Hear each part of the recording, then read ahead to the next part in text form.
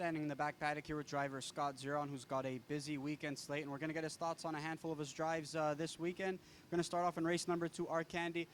That never left the rail with that filly last time up, but she finished up nicely. What were your thoughts of that performance, and do you think she's sitting on an even better performance in start number 2 this evening?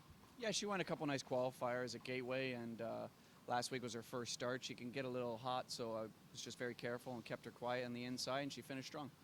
In race number 3, you have Mountcastle, a horse who's been racing a lot better as of late and tends to get a little bit pacey at times. Scott, how have you noticed his progression, and can you get away in a good spot from the rail this evening? Yeah, I hope I can. He's a really big horse, and I guess that is his bad tendency. Right late in the mile, he can get a little pacey, but last week was his best effort he's ever given me this year. So if I can have him up close, and I think he'll no doubt finish strong, and it's a matter of how well he trots across the line. Philly, here you're going to get a chance to sit behind Nightcat Miri. You were able to get the job done in qualifier number 1. She had loaded with sneaky trot in qualifier number 2. What were your impressions of those efforts, and what kind of trip do you intend on giving her this evening?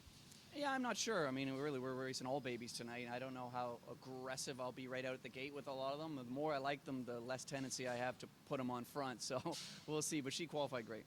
And later on, you got Rocknificent as well, one that put forth a couple of nice efforts. But look, to me, we're urging him in both tries. One was on the front, one was chasing.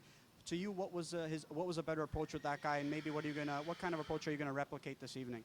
Well, honestly, it's always fun sitting behind some of the great horses you sat behind, and Rocknificent was just that. So for her to have her first full perfect sting colt tonight, he's been a little bit lazy, but so was she as a 2-year-old. So yeah, I see a lot of similarities, and the progression's been really, really strong.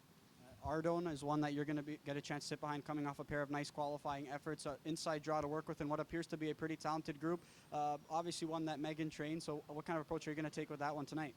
Honestly, I really, really like him. I'll keep him off the front end just because he has a tendency of getting warm, and I don't want to teach him earlier in his career that he could just go to the front every week. So we'll look to get a nice trip with him, and finishing strong is really all that counts. Snack, and later on in the card, that's one that's coming off a pair of nice qualifying tries as well. How are you going to try and navigate him from the rail, and what did you think of those efforts? The first one, he was extremely grabby, and he choked off a little bit, and then the next week the Melanders readjusted, and he qualified great, so hoping to expect the same thing. And tomorrow night, obviously, Meadowlands Pace, you've got Manallet. He's been finishing a lot better with Lasix since adding it a few starts ago.